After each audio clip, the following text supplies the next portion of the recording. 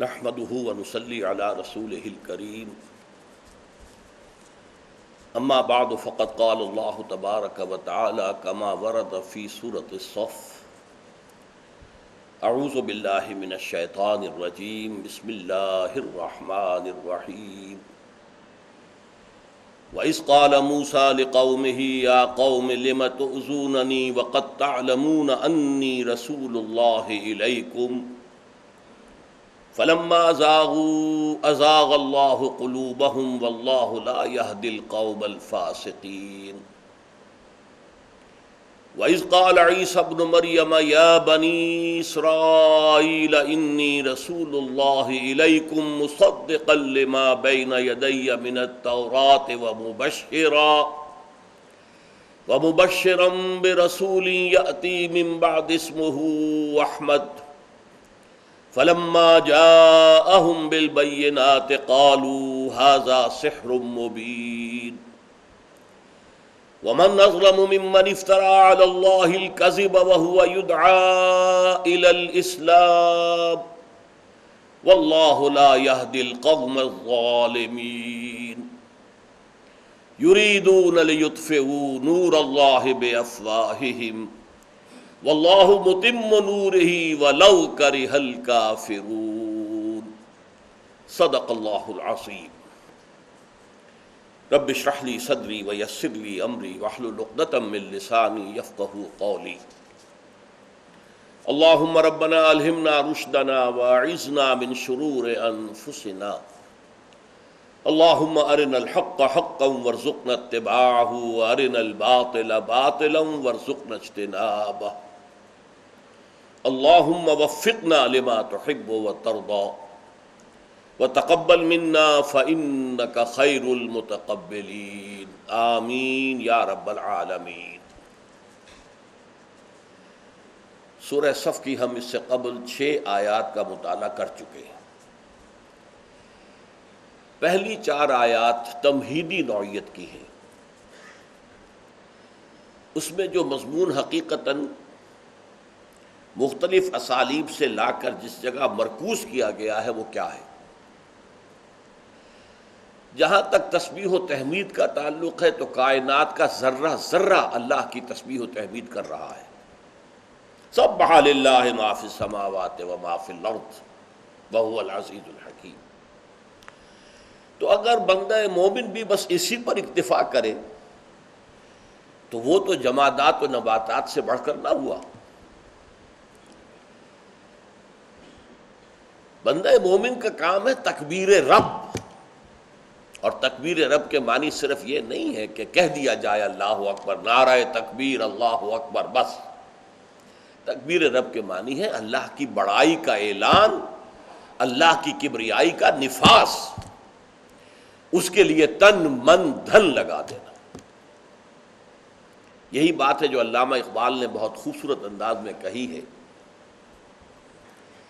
یا وسعت افلاک میں تکبیر مسلسل، اللہ اکبر وسعت افلاک میں، یا خاک کی آغوش میں تسبیح و مناجات، سبحان اللہ الحمدللہ الحمدللہ۔ وہ مسلک مردان خداگاہ خدا مست، یہ مذہب ملا و جمادات و نباتات، یہ فرق ہے۔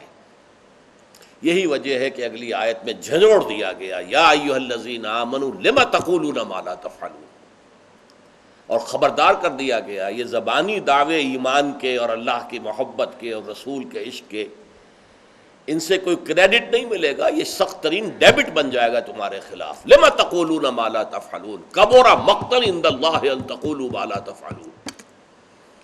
اللہ کی بیزاری کو شدید بنا دینے والی ہے یہ بات کہ تم کہو جو کرتے نہیں۔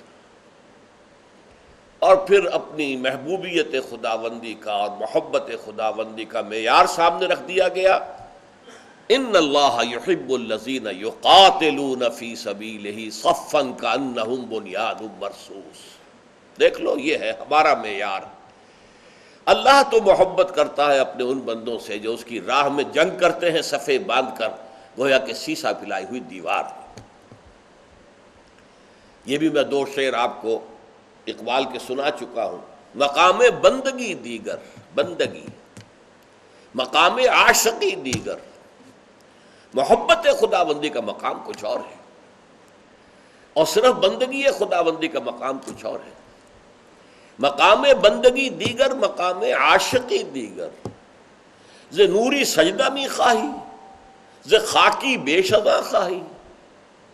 چنا خدرا نگہ داری کے بائیں بے نیازی ہا، شہادت بر وجود خود ز خون دوستاں خواہی.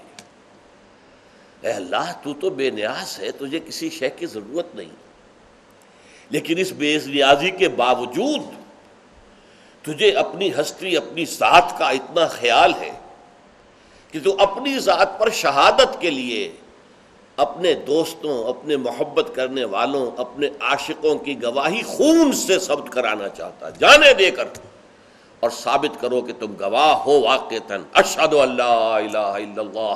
اس کے لیے شہادت کی موت جو ہے وہ مرو، تب گویا کہ ثابت ہوا کہ تم اللہ کے عاشق. یہ 4 آیتیں ہیں تمہید کی. اس کے بعد 4 ہی آیتیں ہیں، جیسا کہ میں نے ابتدا میں عرض کیا تھا کہ ان صورتوں میں ایک مشترک مضمون یہ بھی ہے کہ سابقہ امت مسلمہ کے کچھ حوالے دیے جاتے ہیں. مسلمانوں یہ ان کے آئینے میں اپنی تصویر دیکھ لو، اس لیے کہ حضور سے دونوں طرح کی حدیثیں جو ہیں وہ منقول ہیں، مروی ہیں. لَتَتَّبِعُنَّ سُنَنَ مَنْ قَانَ قَبْلَكُمْ. تم لازماً انہی راستوں پر چلو گے جن پر تم سے پہلے لوگ چلے ہیں. یہاں تک کہ اگر ان میں سے کوئی بدبخت اپنی ماں کے ساتھ اس نے زنا کیا ہوگا، تم میں بھی کوئی بدبخت اٹھے گا جو یہی حرکت کرے گا. اگر وہ گوہ کے بل میں گھسے تھے، تم بھی گھسو. اور ساتھ ہی فرما دیا گیا لَيَأْتِيَنَّ عَلَىٰ أُمَّتِي مَا أَتَىٰ عَلَىٰ بَنِي إِسْرَائِيلَ حَسْبَ النَّعْلِ بِالنَّعْلِ. میری امت پر بھی وہ سارے حالات و واقعات وارد ہو کر رہیں گے کہ جو بنی اسرائیل پر وارد ہوئے تھے، بالکل ایسی مشابہت سے جیسے کہ ایک جوتا دوسرے جوتے سے مشابہ ہو. اس کے لیے بنی اسرائیل کی تاریخ جو سابقہ امت مسلمہ ہے، اس کی 3 جھلکیاں دکھائی گئی ہیں 4 آیات میں. میں نے پچھلی مرتبہ عرض کیا تھا کہ تورات ہی میں ہے یہ کہ خدا نے فرمایا بنی اسرائیل سے کہ اے بنی اسرائیل، تو وہ چھنال عورت ہے جس نے پہلی شب میں اپنے شوہر سے بے وفائی کی ہے. اس لیے کہ حضرت موسیٰ علیہ السلام سے تو ان کی تاریخ شروع ہوتی ہے. انہیں تورات دی گئی، انہیں کتاب دی گئی، حضرت موسیٰ کے ذریعے انہیں بدترین غلامی سے نجات دلائی گئی. 9 معجزے تو وہ تھے کہ جو سرزمین مصر چھوڑنے سے پہلے آل فرعون کو بھی دکھائے گئے اور بنی اسرائیل نے بھی دیکھے اپنی نگاہوں سے. پھر وہاں سے نکلنے کے وقت عظیم ترین معجزہ کہ عصائے موسوی کی ایک ضرب سے سمندر پھٹ گیا. پھر عصائے موسوی کی ضرب سے 12 چشمے ایک چٹان سے پھوٹ بہے. قد علم کل اناس مشربہم. 12 قبیلوں میں سے ہر ایک نے اپنا اپنا چشمہ معین کر لیا تاکہ پانی لینے پر اور پانی پینے پلانے پہ جھگڑا نہ ہو. پھر بھوک لگی تو من و سلوہ نازل ہوا. دھوپ نے ستایا تو صاحبان ابر کا جو ہے ان کے ساتھ ساتھ چلتا رہا. جیسے جیسے قافلہ چل رہا تھا 6 لاکھ کا، صاحبان ساتھ ساتھ چل رہا تھا. ایسے عظیم معجزات. یہ پہلی شب ہوئی ان کی، شب زفاف ہے. اور اسی میں بے وفائی کا عالم یہ ہے کہ جب کہا گیا کہ اللہ کی راہ میں جنگ کے لیے نکلو تو کوڑا جواب دے. فَاذْهَبْ أَنْتَ وَرَبُّكَ فَقَاتِلَا إِنَّا هَاهُنَا قَاعِدُونَ. جس پر ایسی بیزاری طاری ہوئی حضرت موسیٰ پر، دعا کی رب انی لا املک الا نفسی واخی فافرق بیننا وبین القوم الفاسقین. پروردگار مجھے تو اختیار ہے تو اپنی جان کا اور اپنے بھائی ہارون کی جان کا ہے، بس اب ہمارے اور ان کے درمیان تفریق کر دے. میں ان ناہنجاروں کے ساتھ اب مزید رہنے کو تیار نہیں. ویسے حضرت موسیٰ حضرت ہارون کے ساتھ بنی اسرائیل میں سے بھی 2 آدمی نکلے تھے. 6 لاکھ میں سے 2 آدمی. ایک تو وہی جو ان کے بعد نبی بھی ہوئے اور رہنما لیڈر ہوئے بنی اسرائیل کے، یوشع ابن نون، جسے کہ بائبل میں جوشوا کہا جاتا ہے، یوشع ابن نون. اور دوسرے کالب ابن یفنہ.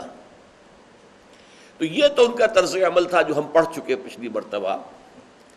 وَإِذْ قَالَ مُوسَىٰ لِقَوْمِهِ يَا قَوْمِ لِمَ تُؤْذُونَنِي وَقَدْ تَعْلَمُونَ أَنِّي رَسُولُ اللَّهِ إِلَيْكُمْ. یاد کرو جب موسیٰ نے کہا تھا کہ اے میری قوم، اور میں نے اس کے حوالے سے بہت اہم بات کہی تھی. حضرت موسیٰ کی تاریخ میں ایک قومی جد و جہد جو ہے وہ شامل ہے. دین کی دعوت کے ساتھ ساتھ ایک قوم کو غلامی سے نجات دلانا بھی اس کے بنیادی مقاصد میں شامل تھا. اور قوم میں ظاہر بات ہے اچھے بھی ہوتے ہیں، برے بھی ہوتے ہیں، نیک بھی ہوتے ہیں اور شریر بھی ہوتے ہیں. تو یہ گویا کہ ایک ملغوبہ تھا، اسی لیے یا قوم کا لفظ آیا ہے، یا ایھا الذین آمنوا کا نہیں آیا ہے. اے میری قوم کے لوگ، مجھے کیوں ایذا پہنچا رہے ہو، مجھے یہ کرب اور یہ تکلیف تم دے رہے ہو، حالانکہ تم جانتے ہو کہ میں اللہ کا رسول ہوں تمہاری طرف. پھر ایک عظیم حکمت والی الفاظ آئے، فلما زاغوا، جب وہ ٹیڑھے ہو گئے، ازاغ اللہ قلوبہم، اللہ نے ان کے دلوں کو بھی ٹیڑھا کر دیا. اس کے بعد 1400 برس کے وقفے سے پھر دوسرے جلیل القدر رسول آئے، عیسیٰ ابن مریم علیہ الصلاۃ والسلام. ان کو اللہ نے عظیم ترین معجزے دیے، عظیم ترین، بلکہ سراپا ان کا وجود ہی معجزہ تھا. بن باپ کے پیدائش، گھوڑے میں بولنا، انی عبداللہ آتانی الکتاب وجعلنی نبیا، تاکہ حضرت مریم سلام علیہا پر جو تہمت لگ رہی تھی اس تہمت کا توڑ ہو گیا. پھر یہ کہ جو معجزے، مردہ کو زندہ کرنا، اور مادر ذات جو ہے وہ اندھے ان کو درست کر دینا، کوڑھیوں پہ ہاتھ پھیرنا اور ان کا بھلا چنگا ہو جانا، یہ سارے احیاء موتا، اور پرندہ بنانا گارے کا، پھونک مارنا اور اس کا اڑتا ہوا پرندہ بن جانا. لیکن ان بدبختوں نے کیا کہا، یہ جادو ہے، ھذا سحر مبین، یہ تو کھلا جادو ہے. اور جب یہ جادو ہے تو یہ جادوگر ہے، جادوگر ہے تو مرتد ہے، مرتد ہے تو واجب القتل ہے، لہذا سولی پر چڑھا دیا جائے. یہ انہوں نے سلوک کیا اللہ کے دوسرے جلیل القدر پیغمبر کے ساتھ. اس دوسری آیت میں ایک اہم مضمون آیا کہ حضرت عیسیٰ علیہ السلام کی پوزیشن کیا تھی.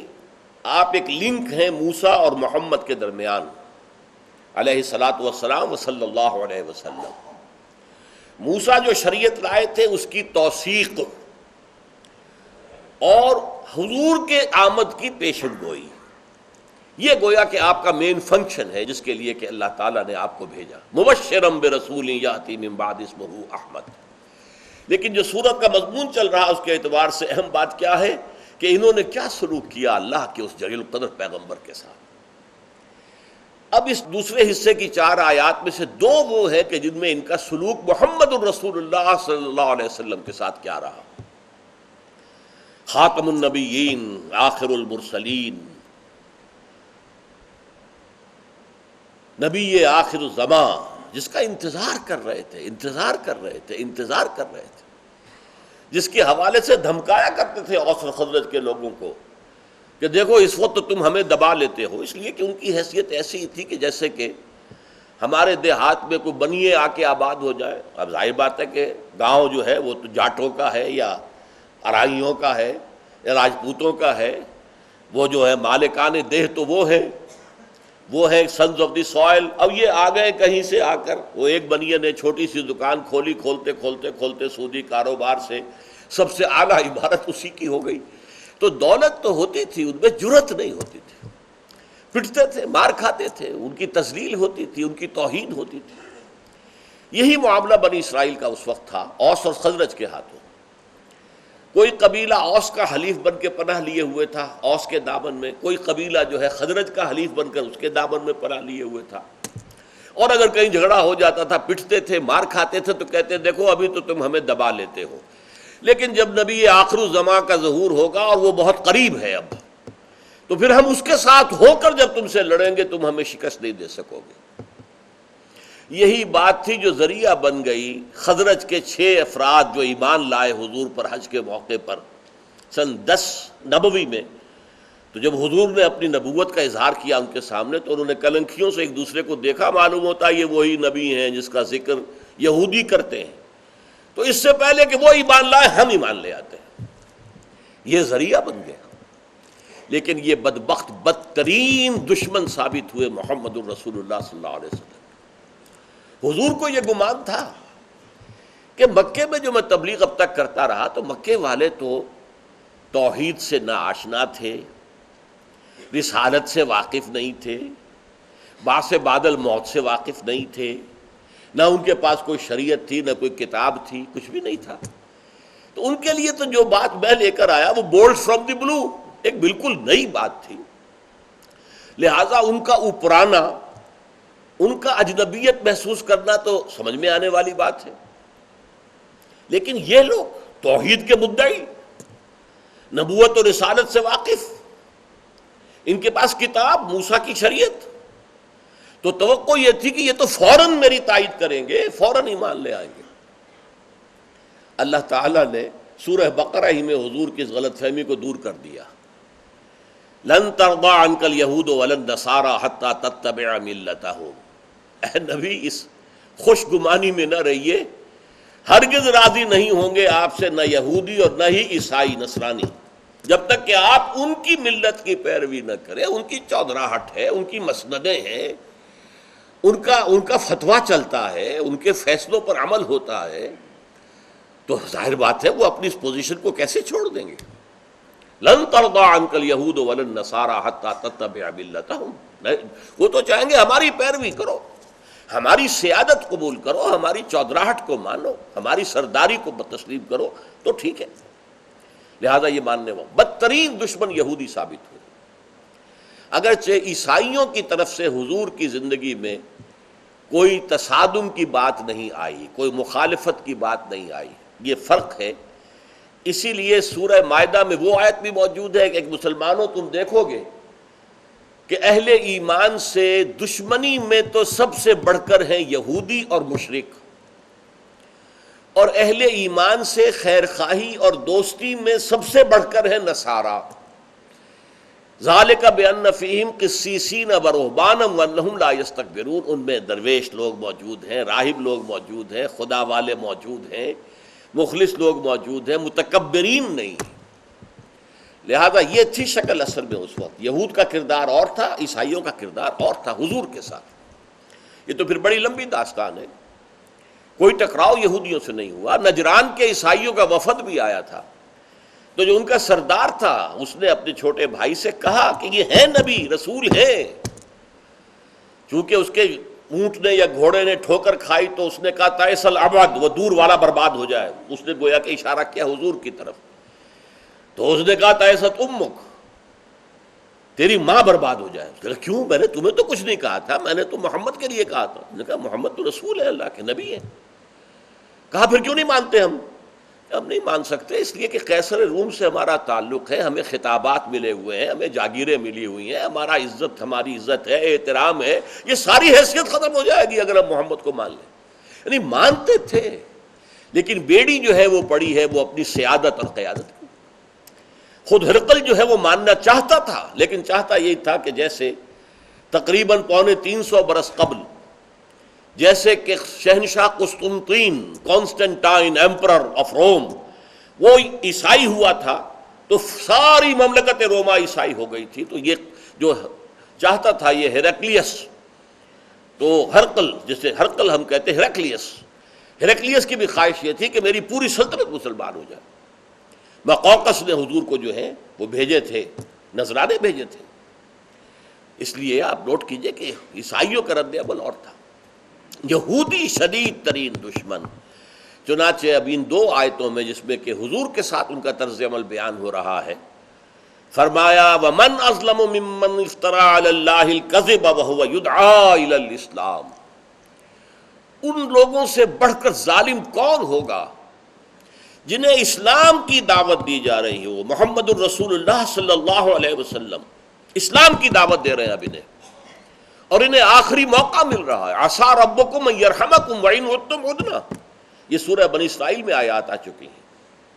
اگرچہ تم مجرم ثابت ہو چکے ہو، حضرت مسیح کو اپنے بس پڑتے سولی پر چڑھوا کر تم نے وہ جرم عظیم کیا ہے کہ بدترین عذاب استیصال کے مستحق ہو چکے ہو، لیکن ہمارا فضل و کرم ہے تم پر، ہماری بہت بڑی رعایت ہے تم پر، کہ اب ایک اور موقع تمہیں ہم دے رہے ہیں کہ تم محمد کے دامن میں آ جاؤ. عسیٰ ربکم ان یرحمکم وان عدتم عدنا. تمہارا پروردگار اب بھی تم پر رحم فرمانے کے لیے تیار ہے، رحمت نازل کرنے کے لیے تیار ہے، لیکن اگر تم نے وہی پرانی روش اختیار کی تو ہم بھی اسی طرح سزائیں دیں گے. پھر جیسے نیبوکڈنیزر کے ہاتھوں تمہیں پٹوایا تھا، جیسے ٹائٹس کے ہاتھوں تمہیں پٹوایا، جیسے تمہیں کیپٹیوٹی میں رکھا ہے، جیسے کہ تمہیں ڈائسپورا میں رکھا ہے تقریباً 2000 برس کے لگ بھگ، وہی دور تم پر جاری رہے گا. ان ھذا القرآن یہدی للتی ہی اقوم. اگر آنا ہے تو یہ شاہدرہ جو ہے اللہ کی رحمت کا دروازہ، شاہدرہ بڑا دروازہ، یہ شاہدرہ جو ہے لاہور کے باہر، یہ لاہور کا شاہدرہ ہے. یہیں سے ہو کر لاہور میں داخل ہوتے تھے نا، لاہور میں داخل ہونے کا کوئی راستہ نہیں تھا. ایسے ہی ایک شاہدرہ تھا دلی میں، جمنا کے ادھر تھی دلی آباد، جمنا کے ادھر وہ شاہدرہ تھا. وہاں سے پل جو ہے وہ اسی طریقے سے جیسے راوی کا پل ہے، وہاں پل تھا جمنا پر، اس سے دلی میں آتے تھے. یو پی سے جس کو داخل ہونا ہے دلی میں وہ شاہدرہ سے ہو کے آئے گا، شاہدرہ اسے کہتے ہیں. تو اللہ کی رحمت کا شاہدرہ جو ہے وہ قرآن. لیکن ان بدبختوں نے کیا کیا؟ اللہ تعالیٰ پر جھوٹ جڑے، جھوٹی باتیں جو ہے اللہ کی طرف سے بیان کی. ان میں سے چند کا میں ذکر کر رہا ہوں. سب سے پہلا انہوں نے جھوٹ جڑا اللہ پر، نحن ابناء اللہ واحباؤہ، ہم تو اللہ کے بیٹوں کے مانند ہیں، بلکہ اس کے بہت ہی چہیتے اور لاڈلے ہیں. قرآن نے جواب دیا فَلِمَ يُعَذِّبُكُم بِذُنُوبِكُم بَلْ أَنتُم بَشَرٌ مِّمَّنْ خَلَقَ. ایسے لاڈلے اور چہیتے ہو تو تمہیں اللہ تعالیٰ تمہارے گناہوں کی پاداش میں سزا کیوں دیتا رہا ہے؟ تمہاری اسرائیل کی سلطنت اشوریوں کے ہاتھوں کیوں ختم کرائی تھی 700 قبل مسیح میں؟ تمہاری یہودا کی مملکت جو تھی وہ کیوں 587 کے اندر نبوکڈنیزر کے ہاتھوں برباد ہوئی تھی؟ اور سلیمان کا بنایا ہوا معبد جو ہے وہ مسمار ہوا تھا. پھر تمہیں کیوں اللہ تعالیٰ نے یونانیوں کے پاؤں تلے روندا، پھر کیوں رومیوں کے پاؤں تلے روندا؟ اور رومن ٹائٹس وہ تھا کہ جس نے سن 70 میں پھر تمہارا وہ ہیکل سلیمانی دوبارہ جو تم نے بنایا تھا اسے بھی گرایا، اور 1,33,000 ایک دن میں قتل کیا اور تمہیں وہاں سے نکال باہر کیا. ڈائسپورا شروع ہو گیا. تو ایسے لاڈلے اگر تم ہو اللہ کے تو تمہیں یہ عذاب کیوں دیتا رہا ہے؟ قالوا نحن ابناء اللہ واحباؤہ قل فلم يعذبكم بذنوبكم بل انتم بشر ممن خلق. دوسرا جھوٹ کیا گڑھا؟ لن تمسنا النار الا ایاما معدودات یا معدودہ. 2 جگہ یہ آیت آئی ہے، ایک جگہ معدودہ ایک جگہ معدودات. ہمیں تو آگ چھو ہی نہیں سکتی مگر گنتی کے چند دن. چند دن کے لیے صرف ڈالیں گے، اگر جہنم میں ڈالا بھی تو بالفرض فوراً نکال لیں. جواب اس کا کیا دیا گیا؟ قل اتخذتم عند اللہ عہدا فلن یخلف اللہ عہدہ. اے نبی ان سے پوچھئے تم نے کوئی اللہ سے عہد لے لیا ہے؟ اس بات کا کوئی ہے ثبوت تمہارے پاس؟ لاؤ تورات لاؤ، کہاں لکھا ہوا ہے دکھاؤ. اللہ تعالیٰ اپنے عہد کی خلاف ورزی نہیں کرے گا. وہ عہد کہاں ہے؟ تیسرا بہت بڑا جھوٹ گھڑا انہوں نے، حضور پر ایمان نہ لانے کی دلیل دی. ان اللہ عہد الینا لا نؤمن لرسول حتی یاتینا بقربان تاکلہ النار. ہم سے تو اللہ نے ایک عہد لے رکھا ہے کہ کسی اللہ کے رسول پر ہم ایمان نہیں لائیں گے جب تک کہ وہ ایک ایسی قربانی پیش نہ کرے کہ جس کو آسمان سے آگ اتر کر کھا جائے، بھسم کر دے. اللہ تعالیٰ نے تو ایسا کوئی وعدہ نہیں کیا، کوئی معاہدہ نہیں کیا.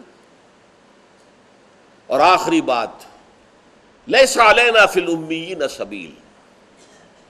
امیین کے بارے میں ہم کسی اخلاقی ضابطے کے پابند نہیں ہیں، ہمیں کوئی ملامت نہیں ہو سکتی.